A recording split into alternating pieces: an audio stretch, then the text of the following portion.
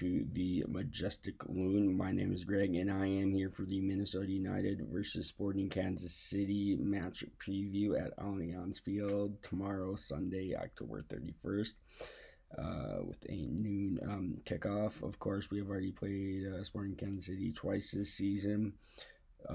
Drew 0-0 at Allianz Field, the first meeting of the season, where it was a second consecutive game in where we were up a man a majority of the game and we did not score. And then the other one was a 4-0 away loss. Just embarrassing. We didn't play that well at all that game. Sporting Kansas City currently sit first in the West on 58 points. I believe they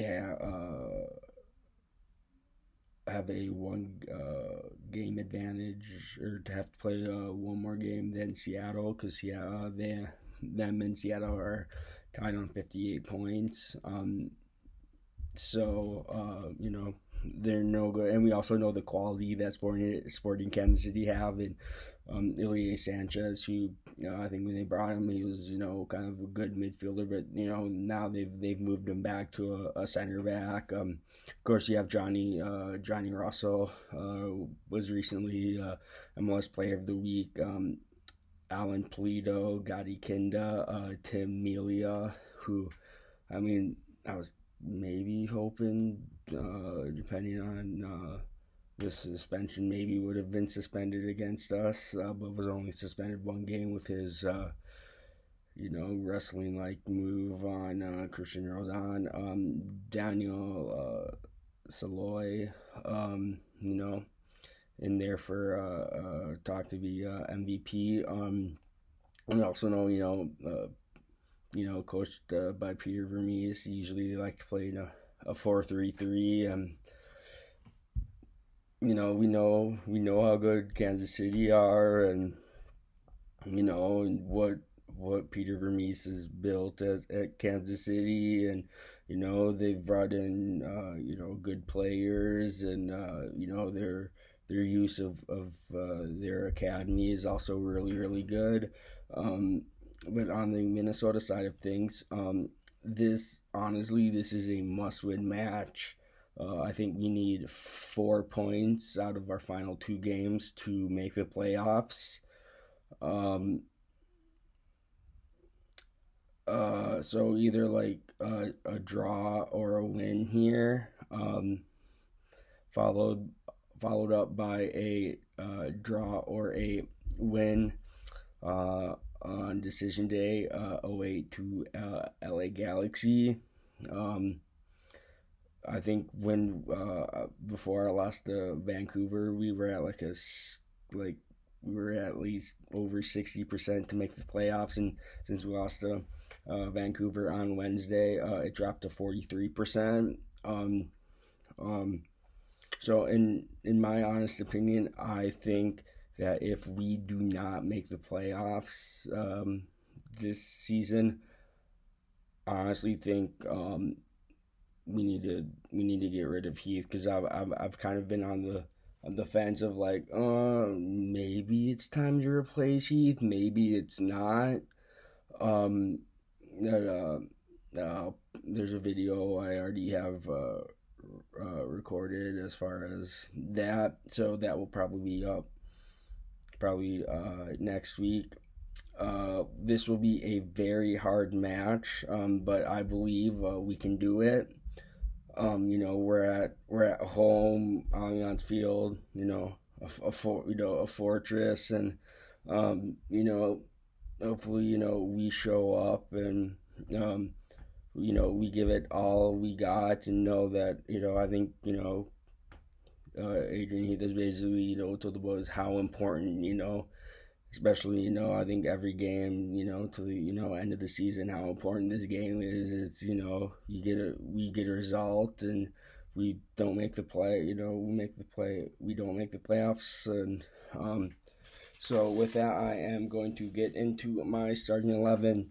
In goal, I think it's the guy we've been playing all season, Tyler Miller. Oh, that I mean, he's been absolutely, immense. I think there's, we can look at maybe like what uh, the third Colorado goal that they scored was kind of, bad, but otherwise, I think he's kept us in games. Just phenomenal, and we're really lucky to have him.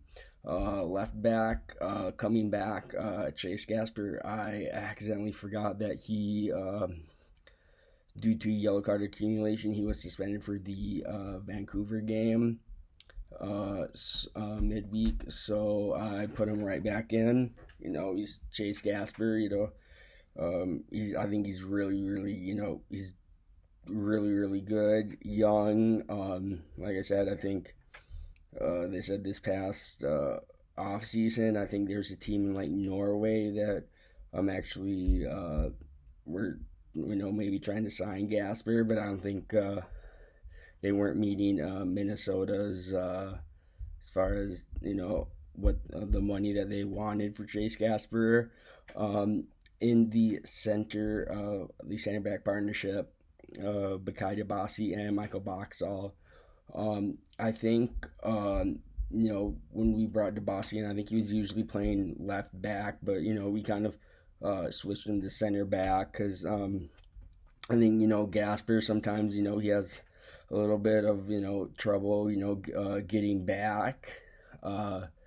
So Dabasi can go and cover that left and kind of switch over and maybe have one of the midfield duos in our the 4-2-3 one kind of come back and cover the left center back position.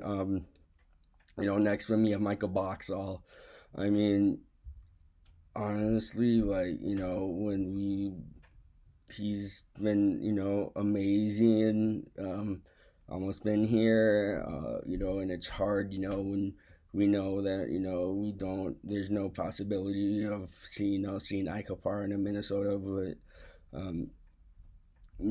it is what it is, and I think Boxy is kind of maybe stepped and filled the shoes of Ike, but they're still really, really big shoes to fill.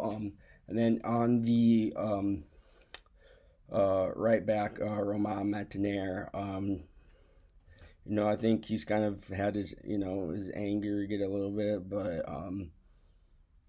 sometimes it's justifiable. Sometimes it isn't. His recent red card, I think that was against the Union. I thought that was unacceptable, and talking about that. But otherwise, he's up and down. I think if we can't get a route through Reynoso, we have Martiner, getting crosses in from the right, and then my midfield duo. This one was kind of tough because do we have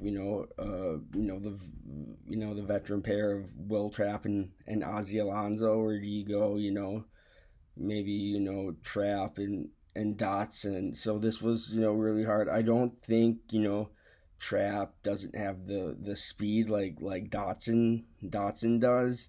So I am this one was really tough. I have on paper I have Will Trapp in the number 8 position and Ozzy Alonso as the number 6. I think Ozzy for I think every single season that he's been in MLS, I think he's made the playoffs, and if this is his last season as a professional, it'd just be sad not to see him make the playoffs. So I went with my midfield duo of Will Trapp and Ozzy Alonso. On the left, Franco Fragapane. I've said this. How is this guy only making like $142,000? I mean, he's been amazing, either on goals, assists, creating, incredible pickup. in the number 10, of course, it's our number 10, Emmanuel Reynoso. These, kind of the guy that, we know what he's capable of when he came and went on that.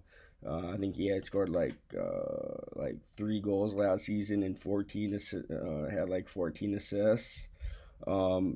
Just incredible on our way to the Western. But I think he's we're lucky to have him, and just phenomenal. On the right, then I'm going with Robin Lod. I think when we brought him in, he kind of they were playing him on the left when he's more better on the right, and it's just Robin has kind of slowly but surely as time gone on really come up with really clutch goals and assists, and being there at the right time. And then up at striker, Adrian Unu. I really love his off the ball running. The runs he makes are fantastic, and maybe sometimes his finishing isn't that good, but maybe over time he'll start getting better with that. So my prediction for this game, this is really hard, because knowing how good Sporting Kansas City is, my heart is saying a win, but I'd be happy with at least a result. But I think a win is very much needed. So that is going to do it for this Minnesota United versus Sporting Kansas City match preview. Make sure to like the video, comment your predictions on the game, subscribe, share the video, follow my Twitter to keep up with the channel, and come on, you Loons.